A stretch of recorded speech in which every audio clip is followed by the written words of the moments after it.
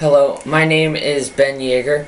For the Data Jam competition, I just decided to make an interactive model to demonstrate the set of data for Hurricane Floyd's effect on Wappingers Creek flow. To make my interactive model, I used an NXT set, and to demonstrate the data, I used three major components for the visual interpretation. I started by making a display. That's pretty much a wheel that will rotate and show the next date, but it shows the date during the data collection along with the current speed in cubic feet per second. After that, I also took the graph and I made an automated version where the light will come across the graph to show which day it is during the graph, along with also the stream height. And then from there, a lot of people are more visual than just interpreting graphs. So I've seen in museums where they have like water tanks that will increase during the experiment. So this is a smaller water tank, but what will happen is it will operate in correlation with the graph to show the stream's height during the data set. So it will increase and decrease during the set in correlation. To run the whole display, there's a main start button to start the display for every cycle, and then during each cycle there's a next button to go to each stop. As you can see over on the graph, there are little holes for each stop during the graph. Hope you enjoy it.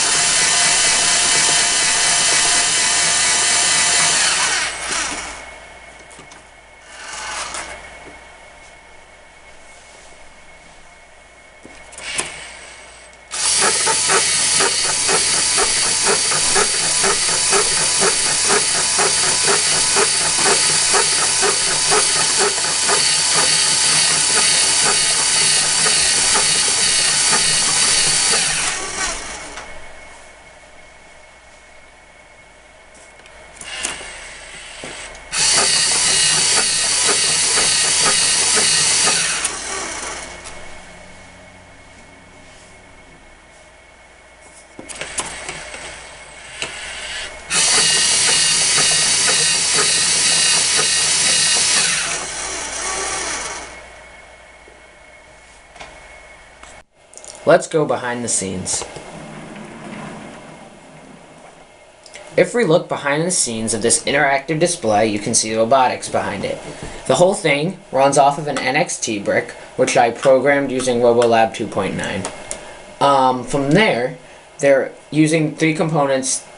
Each is run off of a single motor.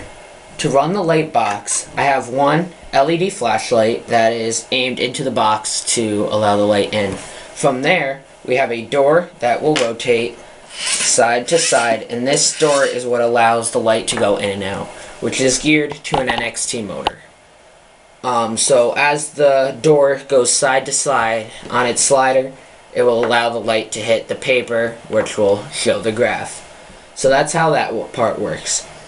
If we go over to the water, this is where it gets interesting. In order to make this work, I have first an NXT motor that is running a pulley. As this pulley spins, it will go to a series of gears that will go to a worm gear.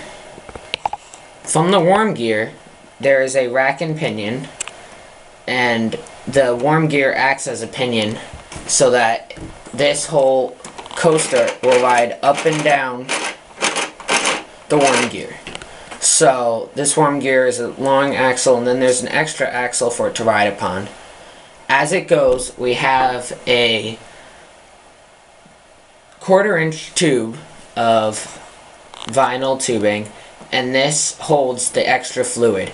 And the idea is by the motor regulating this pulley, we're able to send the cart up and down, which will allow the fluid to flow in and out of the front area, so that we get an accurate reading in the front. Because I found by using a water pump, it is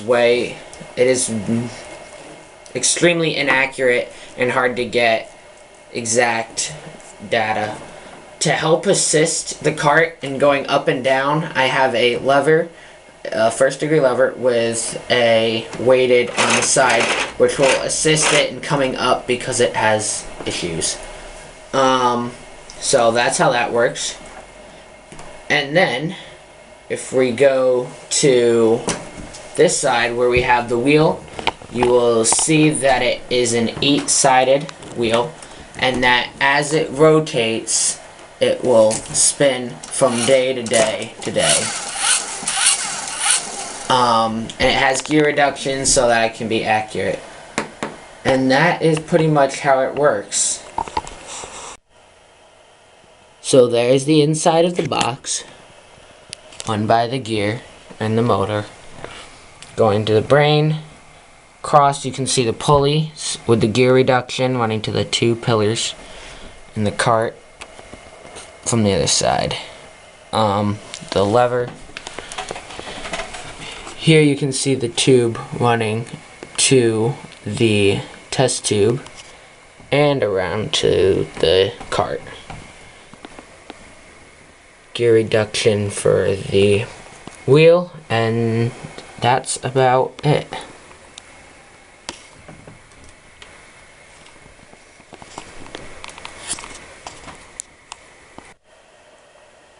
And this is the poster board to accompany the project.